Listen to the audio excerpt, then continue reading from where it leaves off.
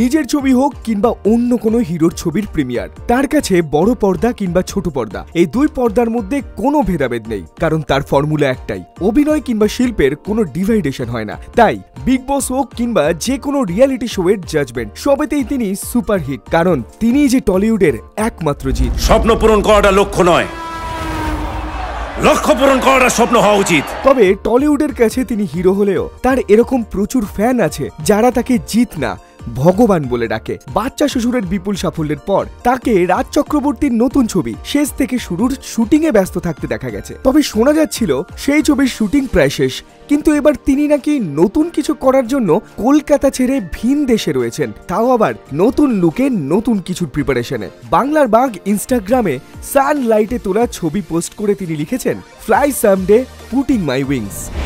B the king of your own kingdom.